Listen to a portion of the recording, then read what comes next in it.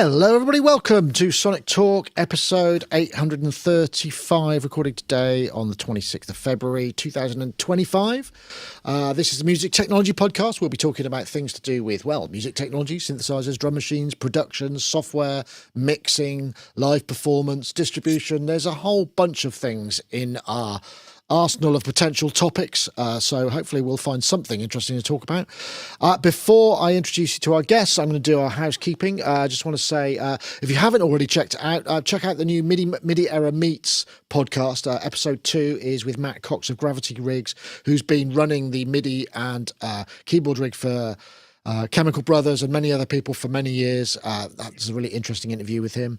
Still time to enter the Cableguys competition. It ends on the March the 2nd to win over $1,300 worth. There we go. I'll put the link in there. $1,300 worth of products. So do check that out. And let's see, what else have we got? I did the Pigments patch flick. Don't forget to sign up to our newsletter as well. Stay informed with the Focus Weekly summary of our news and videos, discounts and competitions, retro news flashback, video archive, and find out what we're listening to. You can sign up via the website, easy to come for.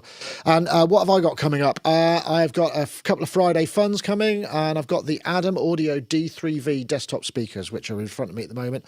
I'll be taking a look at those. Right, so one last thing to do before we get to our guests, and that's to tell you about our Patreon. It's 2025 and our Patreon keeps getting better thanks to our supporters. Thank you so much.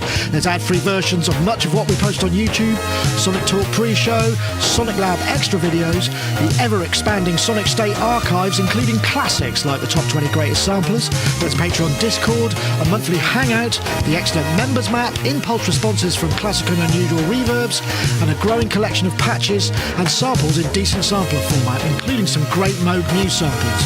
In fact, the music you're listening to now by Paulee was made using our sample sets. So why not consider supporting us and keep us doing what we do? Head over to patreon.com/Sonicstate. Yes, indeed. And some new instruments coming up soon as well. I was just talking about that pre-show. If you're a Patreon subscriber, you'll have all the info.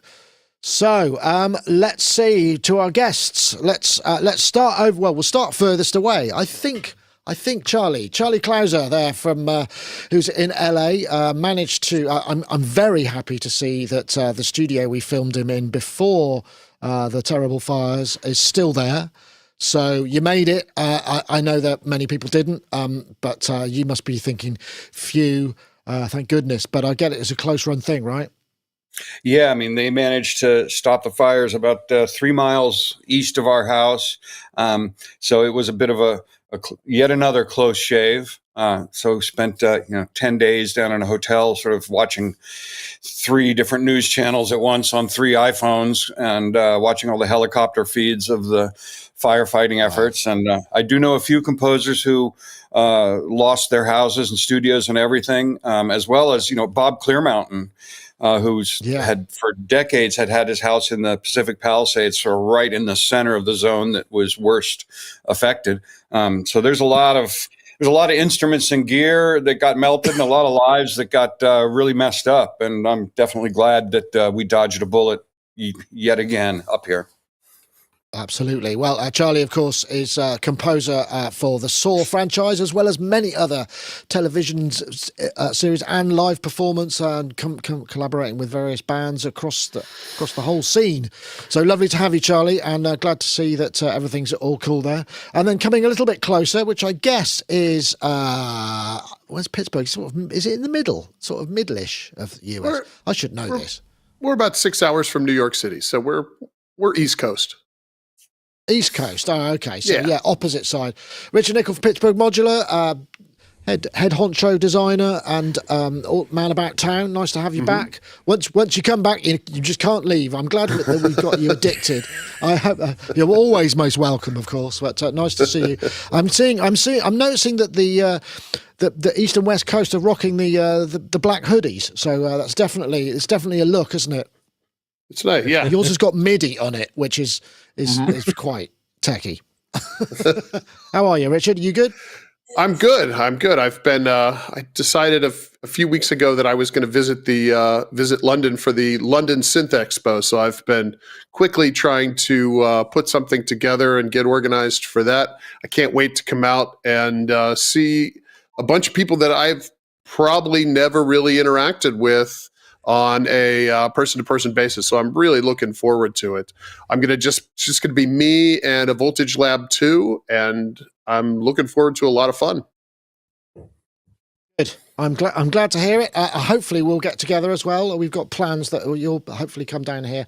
I have actually just been invited to Heimbach, who's playing in London on Friday night as well. So we might be able to fit it all in a really exciting kind of, I don't know what we would call it, a sort of twos up. Nice. Get two things done. You can come down here and then we can go back and watch Heimbach in the evening. Yeah, that would be great. On the 21st of March, because I'll be at the London Synth and Pedal Expo on the Saturday and the Sunday, which I believe is where Rich is coming from as well.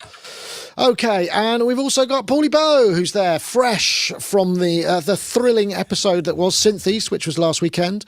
Paulie's going to be, as well as performing there, Paulee is a kind of digital synth, I guess, historical digital synthesizer expert. You can see there's an Amiga in the background there. There's all sorts of stuff. First of all, Paulee, how did your gig go? I saw a clip of it and you were singing, which is not what I was expecting, but I know you do sing, obviously, because you sing on a lot of stuff for us that you do with us as well. You try and stop me. You try and stop me Okay, singing, Nick. No, we had a very, very loose idea about what the set was going to be. We knew we were going to do my cover of Wicked Game because it's just a couple of sequences and then you can do a long intro into it and then, jam on it. But we made the rest of it up. So, and it went into a kind of haunting Irish PTSD dirge and then into a mad waltz. So, yeah, fantastic. So I had a great time. I had my first camera operator experience at one of these shows with a gimbal. You sent me out with a pack lunch. You didn't make me a pack lunch, by the way. And I talked to loads of people. I talked to like Calc, Paul Whittington, Luke from Korg, loads of people, some smaller manufacturers, Ollie, who does the cool synth calendar and books. Nice. So loads of people. Look forward to that.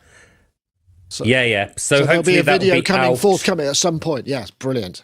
Yeah, probably by the weekend or early next week. Excellent. So yeah, I had a great time. And can I say thank you to Robin for putting me up in a hotel and paying for breakfast and all these lovely things. So it was great. Nice. Yeah, I think it looked like he was. I'm quite envious because I struggle when we're putting on one of our evening events to do that, let alone actually perform at it. And he did. I'm sure there are other people helping. I'm sure there must be somebody else involved.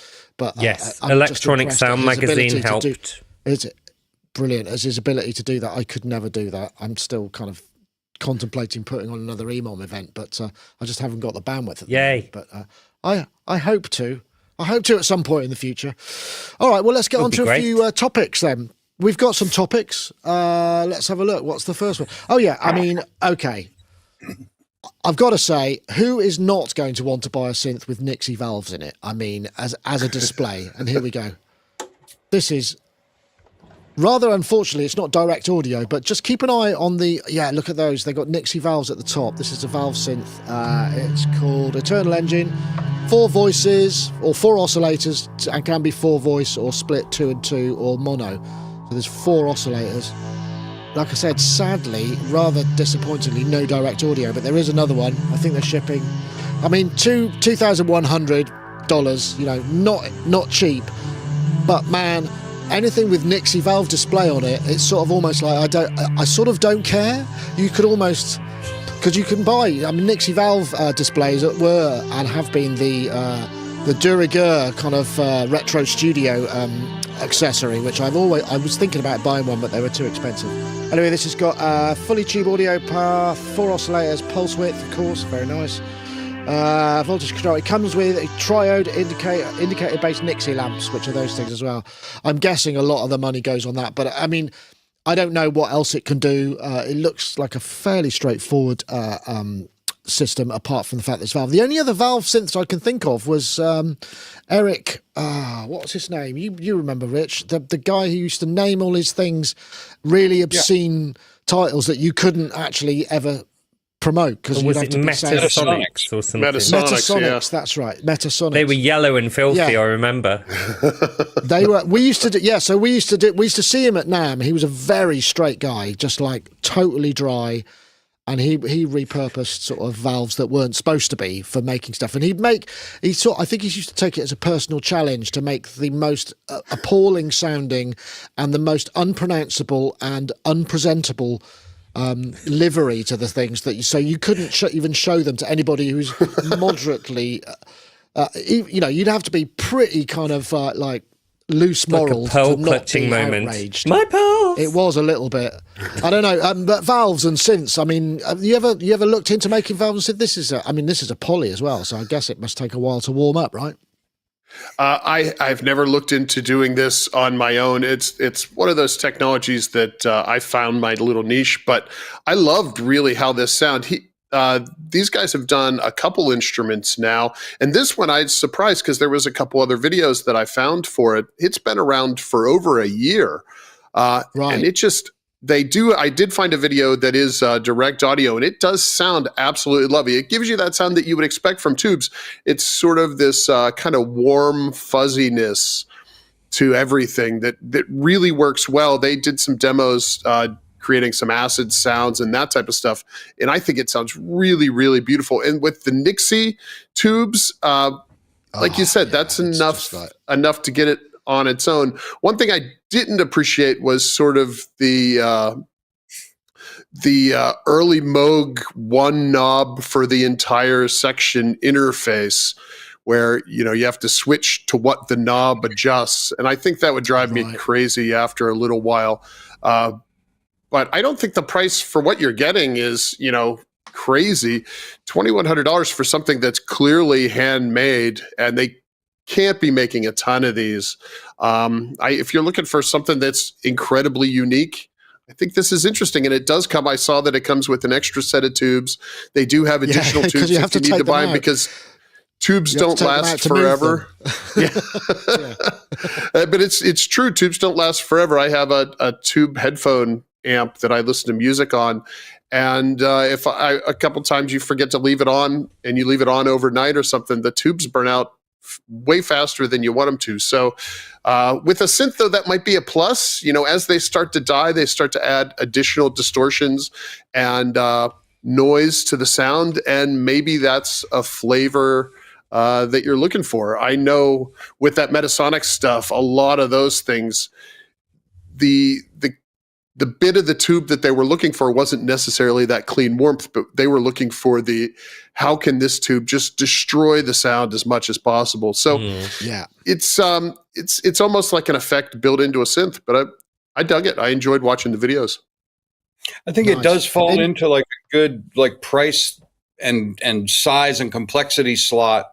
We had some of the Metasonic stuff going way back, including I think Resner still has the effing effer guitar head that they made. Love that. The bleeping bleeper, which was just a filthy wreck of audio coming out of that thing. But a lot of the the Metasonic stuff, it was absolutely pioneering. Like he was really the first guy to kind of go down that path. And but in the long run, compared to things like the Neuphonium and this Mars, the Metasonic stuff was sort of generation one. And it's nice to see, it was great to see the Neuphonium come out, which was, well beyond the reach of mere mortals price-wise, and also complexity-wise. It was a bit much. If you're Hans Zimmer, you can have 4 of them lying about, but for civilians, it might have been just a bit pricey and a bit too much to take on. So it's great to see this Mars synth kind of in a not completely unreasonable price point, and also in a more sort of targeted package to, it's not as exotic and strange and quite as niche maybe as earlier efforts from others. And it does have that wonderful filthy growl. So I'm well curious about it myself. Interesting. It's interesting, isn't it? I mean, I wonder how hot it gets to start with. Yes. But I think it was Wagyu who posted this. Said I always thought Korg were missing a trick by not making a Nifrenium style monosynth using their new tube tech, because they made some that they came up with a kind of it's a tube emulation which has tube aspects to it without having the delicacy and the kind of the expense and complexity of a tube. And I think did they put some of that stuff in the output stage of a King Korg or something like that? I can't remember now. But I remember. Yes, I remember several things Korg did. I think they put it in a couple of the Electribes first. Yes, there was. But I think that was just a regular tube. That was an AX. That was an AX20. I think. I don't think it was a new tech. But then the new ones, I think they might have put in there. Was there some kind of Farfisa Vox red looking thing that they did? Stage keyboard. I think it was in there. Yeah. I think that's really from off the top of my head, so I might be entirely wrong. And you can take away the expert in my title. Well, I don't think everybody can be an expert on everything. I mean, much as we I mean, that would be weird if you knew everything about everything. I mean, definitely. If you got enough. But this it does look and sound quite lovely. I did that. The other demo I saw had effects on it, and it did definitely benefit from that. But it's that sort of sloppy kind of valve inaccuracy that kind of works. I wonder what the tuning regime is like on valve stuff, because obviously if they're valve-based oscillators, they're going to have to warm up for a considerable amount of time, I would imagine, to be anywhere like usable. Definitely. I didn't really look too close on panel, but is there an auto-tune button? There must be. Yeah, there must be. Maybe. Yeah.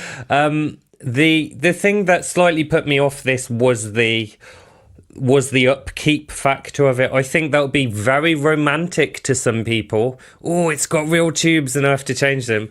But by this point in my life, I've got so many bits of old equipment that I don't want any more things that might flake out. I've already got kind of a regime of stuff I have to do, every few months to make sure things are still working. I mean, but it must be. I mean, they must be durable, because I mean, they put them in guitar amps, for goodness sake, and they go in the back of trucks and are jumped. They go around all over the place. So definitely. So I suppose, but I mean, I imagine in a guitar combo or a guitar amp, you've got more mass to be able to create some sort of. There's something that's stopping the valves from snapping off. Plus, you might not be on. You might not be on full gain all the time and using them to the full capacity all of the time. Lots of songs have clean sections, whereas synth heads into filthy synths are just going to crank the levels all of the time and just go for it. Am I right, Charlie? Yeah. I think that's it's got a triode asymmetric overdrive, which I think is which I think that's the key phrase, which is going to be set to around 9 or 10 most of the time, I'd imagine. Yes. Anyway, I will just take a short break and we'll be back after this message. Introducing iZotope Cascadia. Intelligent delay without distraction. Add depth and rhythm with Cascadia's spacious musical tape delay, all while carving out space with adaptive unmasking, effortlessly blending echoes, slapbacks and textures into your tracks. Intelligent delay without distraction. Head to iZotope.com today and download a free trial and learn more. Once again, we thank iZotope for their continued sponsorship. Much appreciated. Now back to the show. Indeed. So, yes, next topic. Okay, well, I wasn't sure where to go next, but there are a few that I tell you what. If we go to this one, which I think might show something, I think my system's working. I did test it beforehand, so I'll press it and see what happens. Oh yeah, here we go. This is the Prodigy Live Rig. Oh, okay, I've just sort of got that going on there. Let me see if I might be able to. Can I open that in the don't think I can. Yeah, this was the news. Somebody took a photo of the Prodigy Live Rig. Prodigy is one of those topics that you put that in the title and it'll always get lots of views. Same as Jean-Michel Jarre, or, there are a few, and Prodigy are a guaranteed banker, and it wasn't a clickbaity thing. But what was very interesting about this is, I remember back in the day, the Prodigy used to have a really massive rig, and it looks a lot like they've streamlined it down. I think what was spotted in this one: Microkorg, Akai MPC-1, SH-101, Virus TI Polar. Okay, that's probably the biggest one in there. TB-303, Critic Atari Pocket Piano, a couple of APCs, Boss DS1 distortion, and a metal fetishist. And I just thought, wow, that's interesting. I wonder if he's still got the Mackie desk that he's using to drive, but there's got the Boss DS2. DS1, sorry. And it's Prodigy. There's an endless fascination with the Prodigy's live setup. And I wondered what might be going on here. I don't know if anyone else spotted anything else, but the other thing I was thinking is, do you think, because that looks like it's him and somebody out front, because obviously Keith's no longer with us, but I'm wondering whether or not that is down to kind of almost a carry-on size or very small size rig that you can easily kind of replicate without, so it's going on to budget. I know, Charlie, you've toured a lot with bigger bands or some with bigger bands. And, do you think that's becoming much more of a factor now with pre-production planning and whatnot? Is it about, I'd love to take this on the road, and you go, no, you'll have to take a Korg NTS1. That's all you get. Well, the concern for even top acts to making their backline smaller, more portable, as you heard in some of the little interview slots with the guys from Gravity Rigs, like it's all about.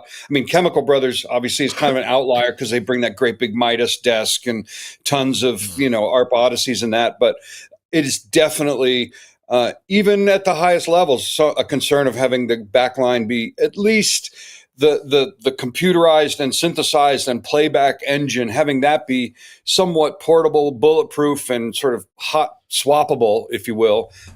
Although, and I'm a huge, like everybody, I'm a huge fan of the Prodigy. I just reckon they are one of the my top 3 bands of all time. But looking at that photo of this current live rig, it's broadly similar to rigs that I've seen in videos from tours 10 years ago. Obviously, there's some bits have been swapped in and out. The MPC-1 didn't exist 10 years ago, but it was still that Virus TI Polar was always sort of at the top, and a Microkorg and an SH-101 always seemed to be a part of his rig. And so he's clearly not sort of ditching everything from the past and starting from scratch often or ever. But it's great to see that, this may be folklore, but there's a story that back in the 90s, right around when Fat of the Land came out, Prodigy were approached to do a 9 Inch Nails remix, and that Liam said, "Oh no, they're wankers," which I thought, fantastic. Like perfect answer. I would expect nothing less from him, and thank you for that, Liam. I reckon that that he doesn't, he keeps relying on the stuff that's the core elements of his sound, and he does obviously have some of the latest and greatest, like Metal Fetishist and sort of oddball stuff like the Critter and Guitari. But then again, there's a DS1 and a SH-101 right there. So he's not all of a sudden switching his whole rig to being all plugins or whatever, which is reassuring. And I would expect nothing less. I guess 303 DS1 is probably a classic Prodigy sound. I like to think that maybe he found out about the Metal Festures through us, because we covered it from last Super Booth, and also Midiera did a review for it as well. So I'm just saying, if you're out there, Liam, and you fancy coming on, I'd love to have a chat, but or not. Rich, when you're designing stuff, do you think about the portability and the replaceability of it for touring musicians, or is that not something that you generally consider? Well, when I started out, that was something that never even occurred to me, because that's not that was never a part of my journey as a musician. But once I partnered up with the the fellows at Create Audio, they are very deep into the larger touring world with some of the other projects that they work on. And it really has opened up my eyes in the last 5 years to the needs and requirements of this very, very specialized group of people, and what they need to do their job on a day-to-day basis. So recently, the more recent products that I've been working on do take that into account to some degree. Products, instruments like the Voltage Lab 2, maybe not the best live touring synth in the world because it is all patch cables, and once you pull the patch cables, it's all gone. But I think Taiga keyboard and things like that, we are working in that direction, and maybe someday we'll have you'll be able to auto-tune instruments. I know that's wild in the world, but we're working on it. But it is a very interesting requirement. When I play live, a lot of times what I'll do is, if I, because I'll use the same instrument to record 5 different tracks of a song, I'll end up using the MPC-1 and I'll just sample it in and play 4 of the tracks with the MPC and then do a 5th one live with one of the instruments. So, I guess my way of working isn't how it would work in the large scale, but I think more people are at my scale maybe than that scale. So that's what I think. I guess that's the dream. I guess it's the dream thing. If you make something that just so happens to fill the niche, or that everybody must have for a touring musician, just go, yeah, we'll switch to that. That's going to make everything loads and loads of super useful. So I'm just wondering whether that's a thing. I just got to quickly. I must do this because I always forget. This is a classic Crystal Visions. Welcome to 8-Bit. I always forget we've got a YouTube membership. It's $1 and you get stickers. That's as far as it goes. But thank you for joining us. It's all much appreciated. So, Paulee, I don't know. It's fascinating, isn't it? Because I guess it is. Liam, they were famously, it was a W30, which was the early roller workstation for the samples, into which was around the time of sort of Charlie Says, and that was the kind of the distort into a Mackie desk, overdriven, really badly EQ'd. I don't know how anybody ever used a Mackie desk for anything musical, because I bought one. I remember I bought one thinking that's what I need after having had a Studio Master or something else, and the EQ was so crappy with phase alignment that I couldn't use it. I had to run everything flat in it because it just ruined everything. But anyway, that's my minor aside. What do you think about this? Do you think it's... The reputation goes that, at least on those earlier Mackie desks, that the EQ caused more problems than they solved, right? I read that in Sound on Sound, I think, somewhere. Yes, so it's essentially, I quite like Liam's ability to just hang on to stuff. So from things I've seen over the years, obviously, he kept that W30 going way longer. That floppies. How do you reckon he got a compact flash adapter for it?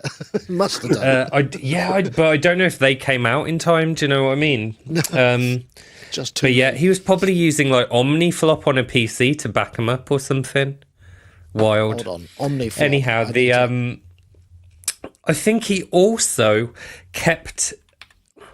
I think maybe he then switched to Cubase, but I can't remember that for sure. But I remember thinking, oh, another Cubase user.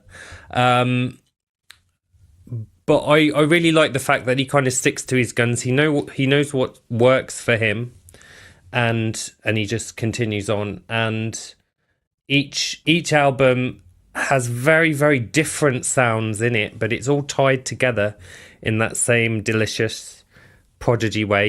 He can bring in any element, be it a sample or some kind of sound effect, and make it that same atmosphere, which I think is absolutely brilliant. And I think his live set is probably, to a degree, about muscle memory, because lighting isn't always the best on stage. And if you reach for your 101 and you don't have a 101 anymore, you have another synth, then it's gonna kind of scupper you a bit, isn't it? So that's very true. I've recently done a bit of a live set switcheroo. I did a gig without the Amiga for once, running everything, and ran everything from an MC101, which went well, but I didn't feel as fluid. Do you get me? I didn't feel as in a flow and as fluid as an Amiga running MIDI into my Korg. With the MC101 running some Eurorack stuff, I was a lot more conscious and going, right, now I've got to switch to this mode and plug this in and do that and blah blah blah. And I think I could get that flow back on this new system in time, but it would take time, you see. So sometimes I guess you just stick with what you know and what you are fluid with, basically. Yeah, that's very true. I hadn't really thought about that because, I mean, I think once you've done that so many times and you're touring, you want to be able to, like say, reach for the same things. Yes. I mean, because there must have been issues where the first time that happens to an artist where they maybe toured a lot, had a great deal of success, done some arena tours, had a whole kind of situation behind them, and then done a new album in a different direction with different instruments, and then suddenly found themselves on stage and their old muscle memories kicking in and they're going, God, no. And I could see that actually being a thing that you wouldn't know until it was too late.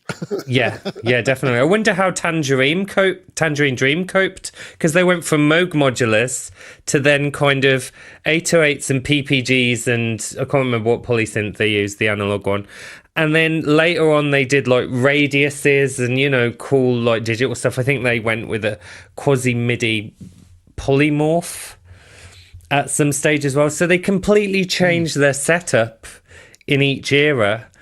And that must have, you know, taken quite some doing. Yeah, I'd imagine so. That's interesting. Charlie, I mean, have you done? You must have done the route from sort of recording the album through to pre-production, through to production rehearsals, through to live. Does it? I suppose the question I'm asking is, in the same way that when you make an instrument, does it affect the way you make the instrument? Thinking about how live. When you make the record, are you thinking about how it might translate to live a bit further down the line, or is that very far from what you're thinking about at that time? Yeah, I mean, we're never, at least in the context of Nine Inch Nails, or we were never sort of thinking, oh, well, we got to make sure we remember how to do this part live. It was always, the album was some, you know, lopsided toothpick sculpture of audio. And then you kind of go back later and figure out, okay, well, what are we going to do here?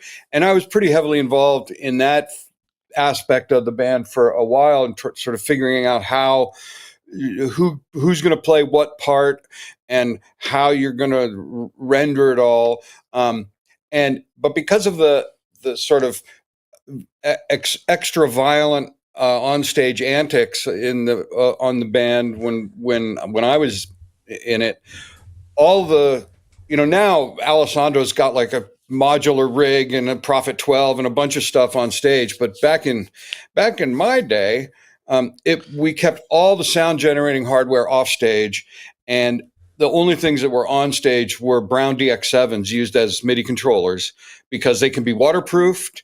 You can purchase extra ones at just about any pawn shop, or at least in the 90s, you could send a runner out to the pawn shop and said, go scoop up all the DX7s in town. Don't pay more than $300 for them and bring them back. And we would go through a few of them every night because they'd get thrown and flashed and smashed. But in my era, when I first joined the band, we were only using Emax 2s as the sound generating hardware, and they were safely located far off stage. And the combination of later, then we switched to emulator 4s, but the combination of an EMU sampler and a Brown DX7 is kind of a magical thing, because at least on the Emaxs and on E4s, you can designate an incoming MIDI program change that will replicate the load bank button on the front of the Emax. Then the next incoming MIDI program change will select which bank on the hard drive to load. If you have a normal synth where you have to type in the preset that you want to call up on a telephone pad, then that's a lot of button pushes, 32 enter, then 16, enter to load bank 16. But on a DX7 with those rows of direct access switches that instantly call up a patch, you just push 32 and then 16 and you've loaded bank 16 from hard drive. So for a live situation, it was absolutely genius.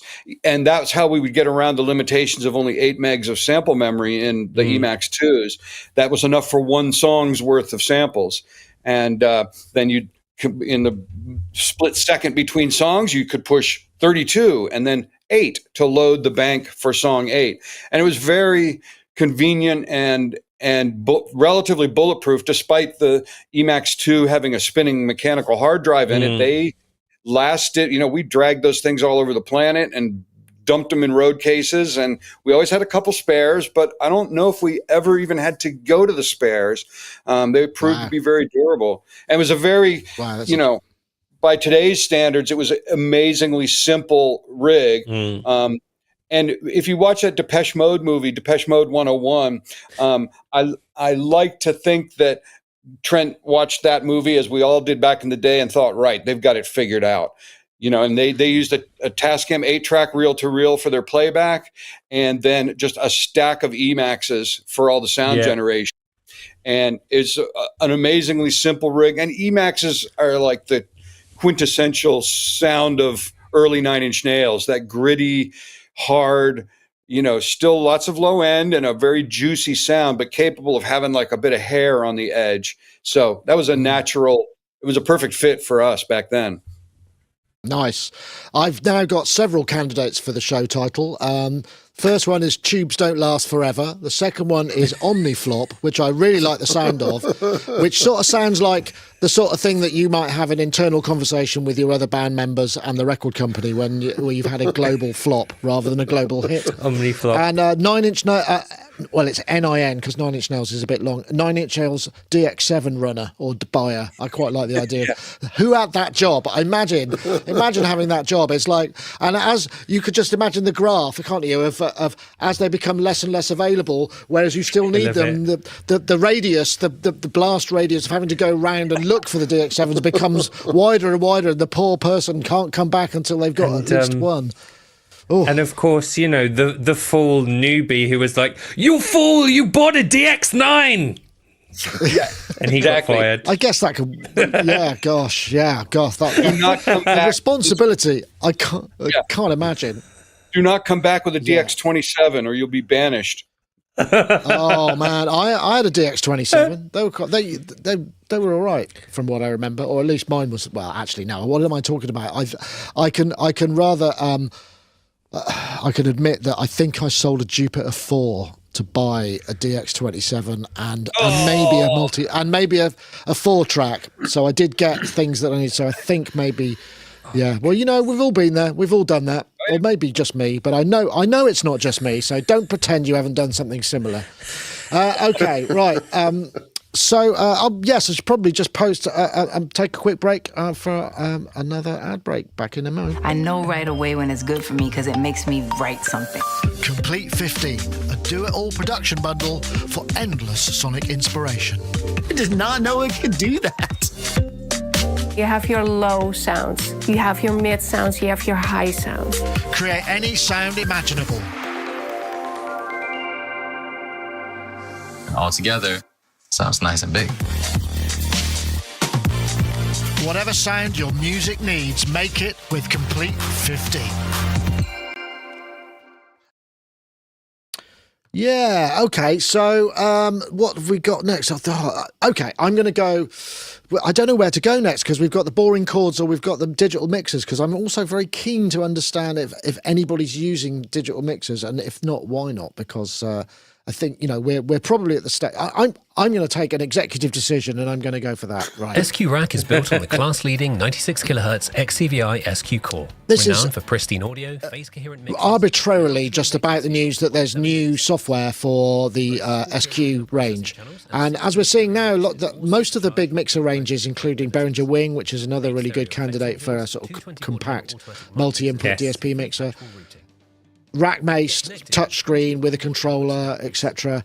And I think the new features add a multi-channel USB drive, so you can just plug it in and you can record, as well as USB out to the computer. You can record, your multi-channel output to the computer, but also to a USB stick for sort of fail-safe, which again is probably, as we were trying to grab content from everywhere, cue list, mono matrix sends, etc., etc. And I suppose, aside from the fact that these look quite interesting, I did like the look of them. They're all around a comparable price. Behringers are a little bit cheaper, but these are sort of mid-priced. You can get rack ones. You can go right up to big ones, which have much higher input counts, and you can add extra inputs via network or Dante cards, all that sort of thing. But it made me think, really, is everybody here using a digital mixer in some respect, or just a sound card? I just was curious as to a straw poll. Richard, what are you using for your sort of inputs? Do you use a desk, or have you had just like a sound card with enough inputs for your needs? I have a Motu Ultralight, so the 8-input audio interface. And sometimes I'll augment that with a mixer, but all of my mixers are analog. So the way I record and the way I make music, I do a lot of, I sort of create a pile of raw material in my DAW that I've recorded in from various things. And then I tend to just chop it up, push it all in the timeline over to the right, and then slowly pull bits and pieces over to the left until I create what I want. So I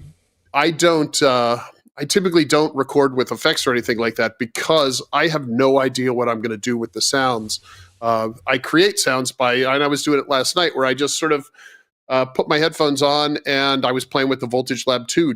There was no goal, there was no end line where I was trying to reach or a sound I was trying to get to. I just sort of record whatever noodles I'm going through. And once I have, I'll do 30 or 40 of those sometimes over the course of a month or two, and it'll all be in the same live. And I'll just start chopping it up and pulling it over. And now maybe then I'll add some specific drums or specific bass line or something. But I usually do it that way. So a digital mixer, I think, is printing too much information to the audio once it gets in there. But I could see the beauty of, if you're recording and to be able to perform live and have the same effects and have a dynamic mix where you don't need necessarily someone back there running it, that would be super, super helpful. Interesting. Charlie, I don't know whether you've got, I can't see if you've got a desk there, but you've got a lot of inputs requirements, I would imagine. So I don't know how it works your end. Well, I've had a lot of digital mixers and analog ones, and I started I think the first digital mixer I had was the original Yamaha DMP7, which cost an absolute fortune for 8 mono channels, but it had motorized faders, and I thought this is the future. And then spent a couple of decades on the Mackie 8-bus analog consoles, which I made like most of the remixes I did in the 90s for bands like anywhere from, both Nine Inch Nails and Marilyn Manson and White Zombie and Rob Zombie. All those remixes that I did in that era were all off the Mackie 8-bus, which I still look back fondly on it. And as terrible as you may think the EQs were, like it just had some grunt to it. And just you could never use the parametric, only the top and the bottoms. The parametric was when it ran into trouble, as far as I remember. But a little phase shift is sometimes a good thing, But these days, let's live dangerously, boys. Right?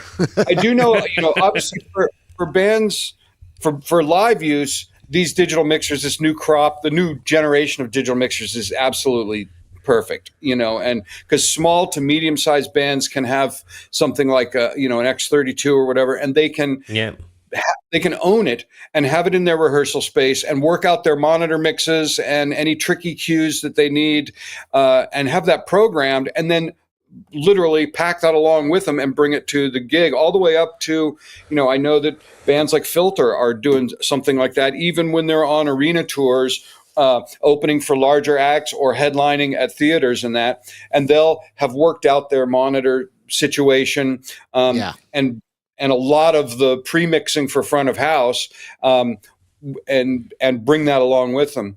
Here in my process, I'm generally not, I had great big mixer rigs throughout the 90s when I had just an absolute shed load of hardware synths, because like on all those old remixes I did in the 90s, you'd hit the space bar and all the synths in the room were lighting up and playing in real time because we didn't have plugins. We didn't have any soft synths of any kind.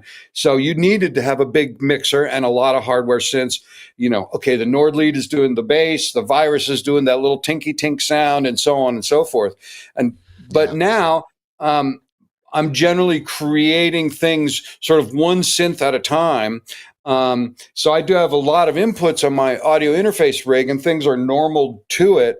But I'm generally, when it comes time to actually record them, I'll usually sort of pick the synth that I want to record and put it through some of the bougie hardware in the rack, and really just concentrating on a single stereo source at a time, so I can say, "Oh, let me patch through this, and this." Although I have resisted up to now the temptation to get an SSL Big 6, but with the recent $700 price cut, that might be too attractive. It seems like a lot of stuff for around $2,000 or less, which is what they're going for now. I did have a bit of a play with one. They had it set up at NAMM just this past January, and they sort of had a Pro Tools session going into it. I think they were kind of wanted to demonstrate how it could be used as a summing mixer and a final stage for like a rock song. But I took that opportunity to put on the headphones in their little demo station and just kind of have a play with the EQs and compressors. I know by the standards that we're all used to on big SSL consoles, the set of controls you get on a Big 6 is quite limited.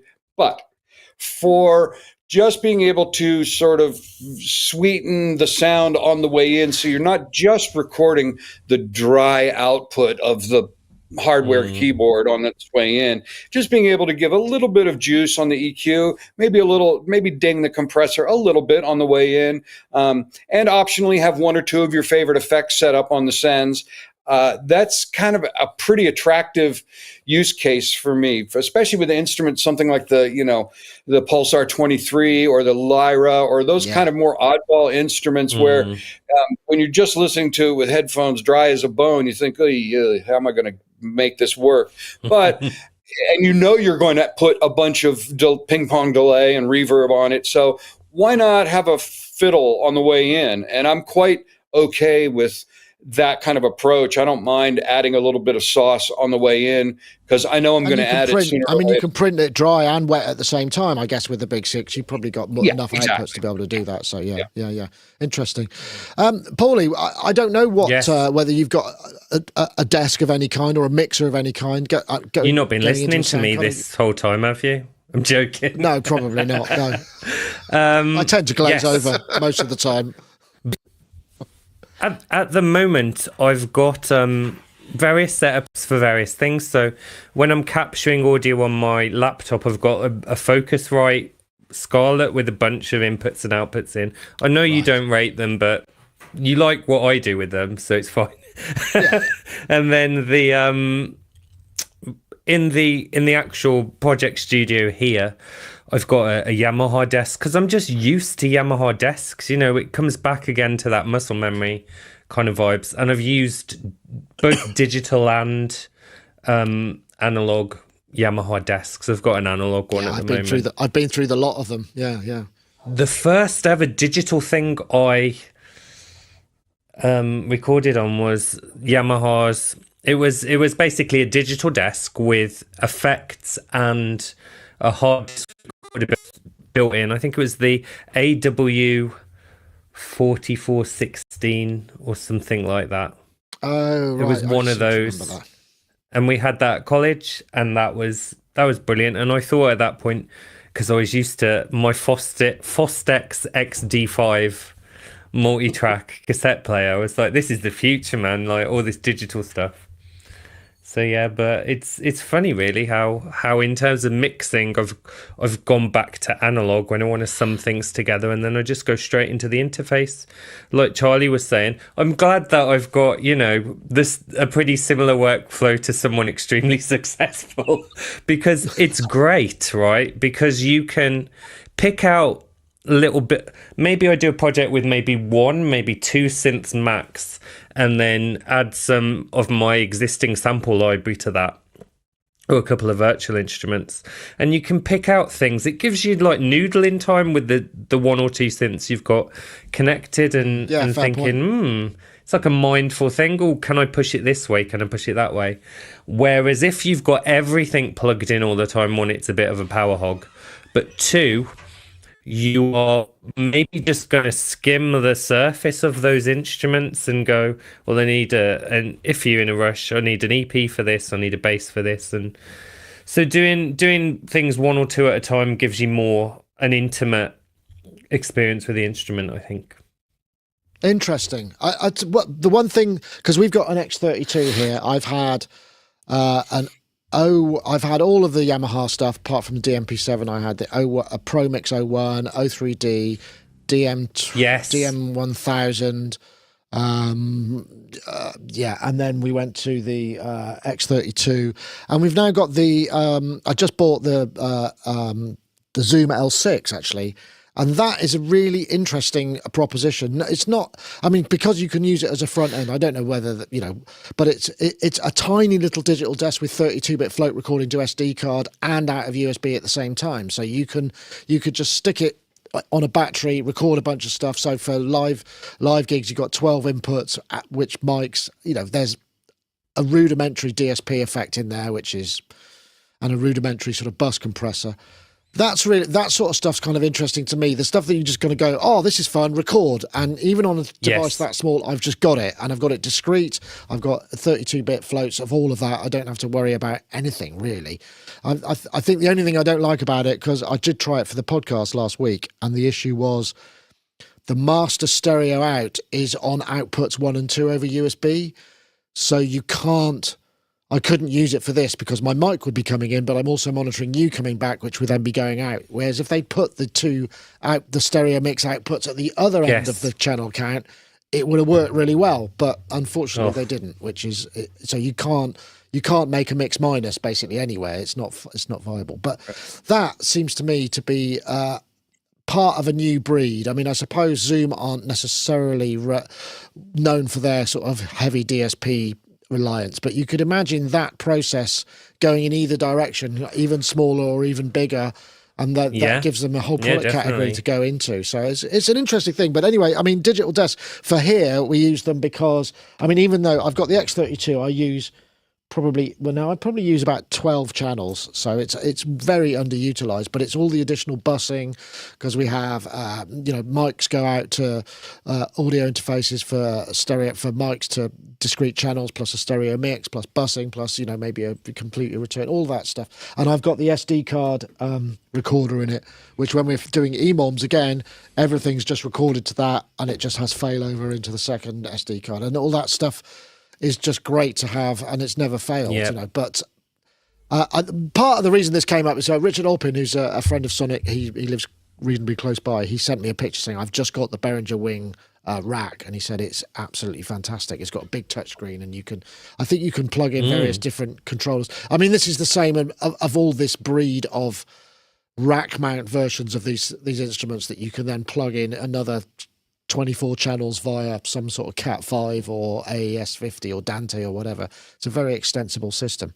Very interesting. Anyway, well, thank you. Thank you for that input. I guess I don't know how's everybody fixed for time, because I don't want to kind of keep people, because there was also fine. the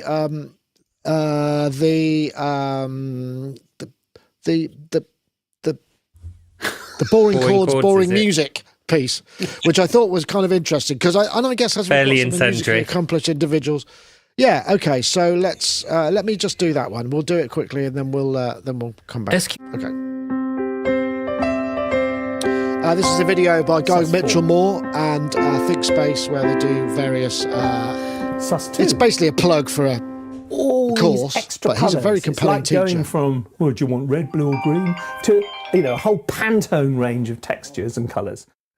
Hello, everybody. Okay, let me put it out there. Boring chords equal boring music. There is nothing more frustrating. Okay, so I mean, I don't think it's a particularly incendiary thing. I mean, I think that makes sense. I mean, we've all run up against the limitation of our own musical theorists. I mean, I'm not very accomplished. I go by my own ear. But when I saw this, I just thought, well, what's really interesting about it? He looks like a really good teacher, so I'd probably learn something that I could apply to my own limited knowledge, even though I'm not going to take it all in. I think there's a link there in the. I think there's a link. Did I put a link in? Yeah, there you go. The YouTube. There's a link. There's You'll one on be the back. Actual, that's not what I want. Customize and save with Liberty Sorry Mutual. about this. Wait a minute. I've launched a YouTube video, which is not what I intended to do. So I was thinking, well. Because to a certain point, I mean, I probably haven't learned anything music theory-wise for a very long time. And I wonder how much time one devotes to these sort of things. Paulie, you brought this one up, so yes. I'm guessing, and I know that you have a knowledge of theory and you're quite musically educated. Sure. Are you still kind of questing that knowledge? Are you still finding stuff out, or you tend to sit on the knowledge that you already have now? So, interestingly, I thought that the topic, the only way it was incendiary was it said boring chords, boring music. I believe that is 100% true if, there we go, I've put an if in, if the main thing you seek in music is harmonic progression, harmony. For me it is. That's I love timbre. I love messing about, with rare prototype wavetable oscillators and stuff like that. But the main thing for me is harmony. It's what I fell in love with as a child. It's what it's what makes me light up when I write or when I hear a chord sequence that really moves me. It gets me going way more than anything else, basically, right. Musically. So I think that boring chords equals boring music if you are someone who is, focused on harmony. And to answer your question on whether I'm learning, at this point for me, and I guess it's like anything, at this point for me, I've developed my ear skills so much because I've got perfect relative pitch, so I can hear what chords are playing and just replicate them instantly. So every day I'm learning stuff because there's a song on the radio in the supermarket and I'm going, yeah. I like how, that one goes to a minor third or blah, blah, blah. So yeah, just constantly learning. In terms of chords, and I kind of wish it was a gift that was shareable, because for people who don't have this natural knack, the only kind of way of going about it is, I guess, learning songs, learning books, and it's not magical and fun and kind of effortless. So yeah, that's I guess is the blessing of my condition. I can just hear and learn. There are lots of downsides, but that's the blessing. That's a good one. Interesting. It is a good one. And Rich, I mean, for many of us, we kind of we develop an ear for a certain amount of time, and then we just kind of sit on it. Generally speaking, I'm quite tempted to take one of these courses just to learn some stuff that I may be able to apply, because I'm constantly reaching for the same old stuff. I think I had a shift about 6 months ago from using I don't know, D and then the kind of relative minor with the C in it to an F or a C, and that's it. A scale. I don't know why that happened, but it just did. And so I don't. Do you find you put time into developing that, or do you just kind of go with your ear? Because I mean, the thing is, it's easy to. If it feels like work, it's generally not something that one tends to gravitate towards, I suppose. Yeah, I do plenty of work. I growing up and in my youth when I was in bands, I was a drummer, so I was never worried about melody or anything like that. So, But I always had this fascination with sounds and synthesis as sort of a way to explore sounds. Not really synthesis for synthesis' sake or sounds for the sake of making them beautiful or not. Just I liked putting headphones on and seeing where I would go. And I still, to this day, do that almost every evening. I'll do it for some period of time. I do not have an ear for melody or notes. I struggle with that. I sing now and then. When I was younger, I would sing on music all the time, but I'm constantly about a half step flat. I know that, and yet there's nothing I can do to to fix it. Nowadays, you just pull it up in the DAW and you fix it, and it's great. What I used to do when I was younger and I was recording on 4-track cassette recorders is I would just slow the tape down a little bit, sing along, and it would pull it up and solve it that way. So, you find little workarounds like that. But to me, my interest has never been in melody or chords or anything. It's really been in a sort of personal journey of where can the music take me, or where can the sound specifically take me? More of a meditative experience. And that's why I don't put out a whole lot of music, because most of my effort is put towards just seeing where I can go with the sound itself. But that said, I watched this video and this guy was fantastic, and I want to take this course just because I liked this guy's attitude. It was so positive and seemed like a lot of fun, and I felt like if I watched this, I would be smarter and I could enjoy music more when I came out of it. Now, I can't play piano at all, so I don't know if it would translate to me creating better music, but I feel like it would help me understand music a lot more and hopefully enjoy it a bit more. Before Charlie speaks, could I say one very quick thing? I think there's a breed of people who are almost proud in their lack of theory, right? They're like, I don't need theory. And I wonder if some of those people were put off theory by essentially the classical music world, which is very, formal. And when I was at music college, there was a great divide, between that. But I think it's just a thing that allows you to describe what you're doing. It's just words to describe the magic of music, basically, at the end of the day. And even if you only know a few basic things, you know how to replicate certain results. That is technically theory. You have a theory of, of how to make music. So I don't want people to think it's this scary, formal, terrible thing. And I think that's why having a great teacher like this guy who makes it fun, accessible, would be brilliant. And it will allow you, it's not going to ruin your music, I don't think. It might just allow you to get to where you want to go a little faster. Yeah. If you get me. Fair enough. So, Charlie, I mean, I don't know how classically trained or not you are, or not classically trained, or trained, let's just say.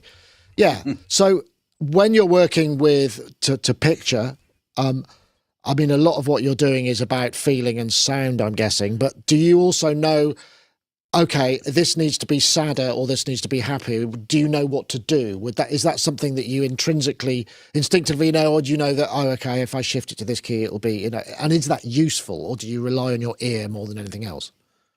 I mean, it's mostly instinct and ear, but in my defense, I had a similar kind of path to what Richard was mentioning. I was originally a drummer, and then drums become drum machines, and that becomes sequencers.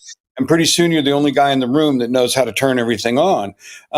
But as a result, I was always sort of standing next to the guy who knew more about music theory, and only became so. And I had never had the traditional sort of academic courses in harmony theory and orchestration and arranging and all that.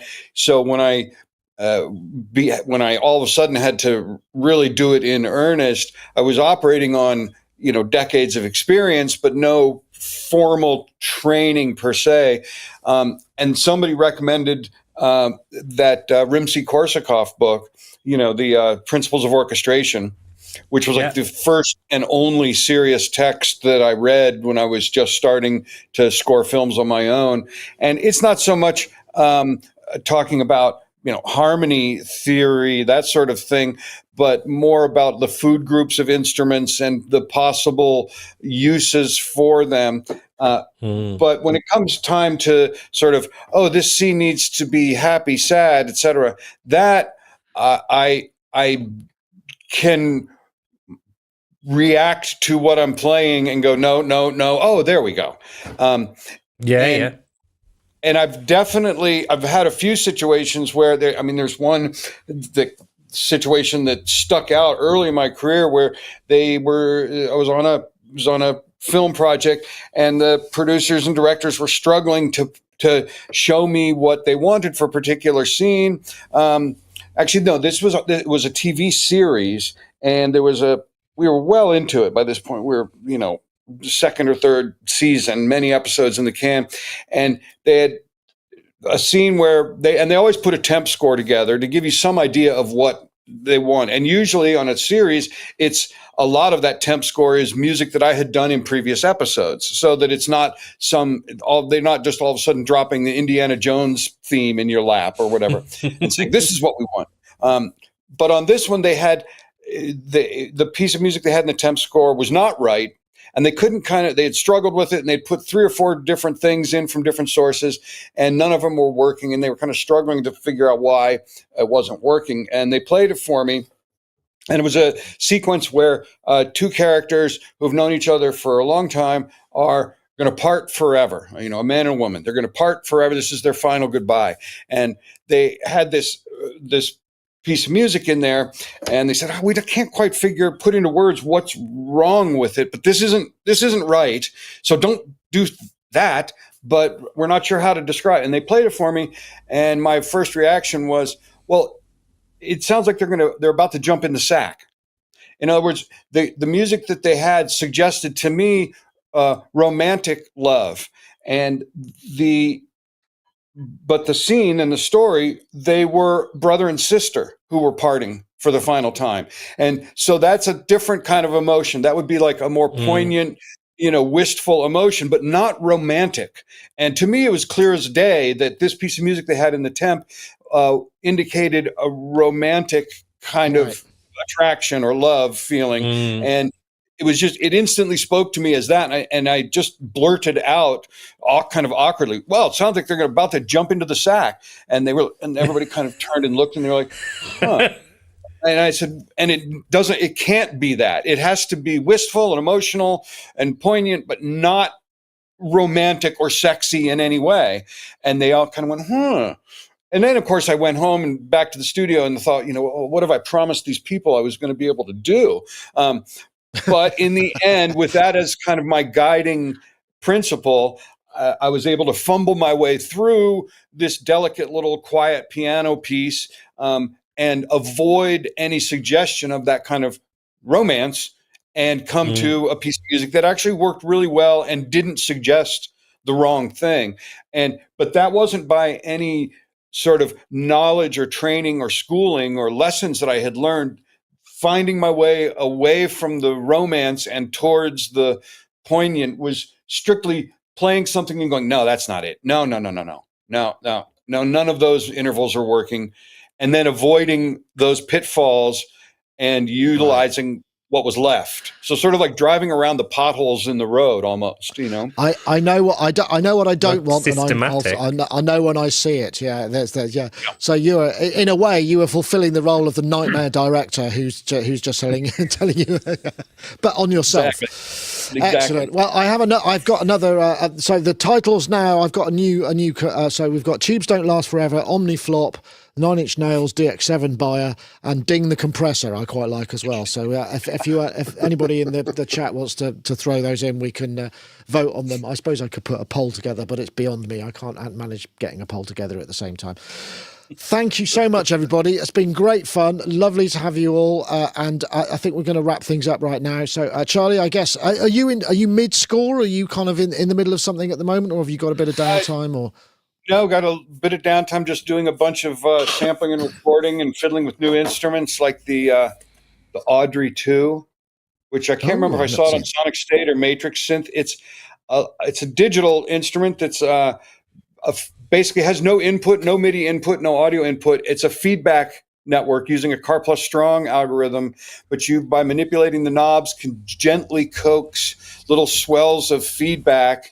And it says right on the front, Horrorscape synthesizer. So that's an instant buy for me, you know. But this thing is great. The Audrey 2, it's a small batch thing. I think it was $400 or $600 or so. It's not a lot of money, but just endless hours of fun. So I'm sampling the hell out of this thing, waiting for some new modified guitars to come in the building, including this weird thing called the Chaos Guitar by AUM Guitars, which they're building for me, which is a sort of lap steel with a feedback network built into it. So I'm just doing a lot of sampling and recording and preparing some, you know, sharpening the knives and preparing raw material for the next problem.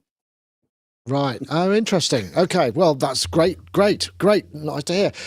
Rich, how about you? I guess you're getting ready to come to, well, he's got a few weeks yet before you come to the UK, but I guess preparing for that in my still packing. You haven't started packing the socks yet, I'd imagine, but you know.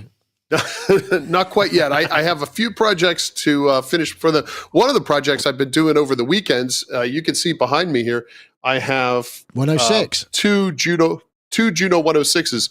This is the HS60, which is the one with the speakers, and this is the one without the speakers. I just sort of come across this stuff, and they end up being mine. So I have two of these things. Neither one of them worked. So I spent last weekend on the HS60. It sounds glorious now. So I have to, and I started working on the 106, and I got all the voices working, which is nice, but it needs recapped and all that. So I'm going to play around with that this weekend. Hopefully get both of these up to where I consider pristine, and then I can get rid of one of them on reverb and keep one for all my retro Juno 106 sounds. Excellent. Well, I have a broken Juno 106 here at the office, so bring your screwdrivers and maybe you can fix that. Yeah, we won't talk at all. I'll just lock you in a room with a soldering iron. Oh my goodness.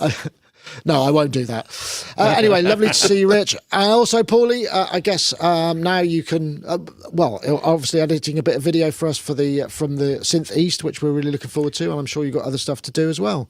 Yeah, definitely. And there's a new pedal Andy sent me as well. I can't remember what it was, some kind of fuzz distortion thing. So that's going to be fun. Absolutely. Great. So yeah. Okay, well, thanks and everybody. Probably some more articles, you know. Yes, of course. Well worth watching and watching out for Paulee's articles. They're always great fun to read on the site and insightful and not your usual news fodder, which is, you know, nobody wants to read the same story again and again. So it's great. We're very pleased to have you aboard. Thank you very much. Right. Well, that's it. Thank you, everybody. Thanks to everybody in the chat room. Nice to see everybody there and having a good old chat. So we'll see you next time. That was Sonic Talk episode 835. See you next week, folks. Bye. Thanks, everyone. Bye. See ya.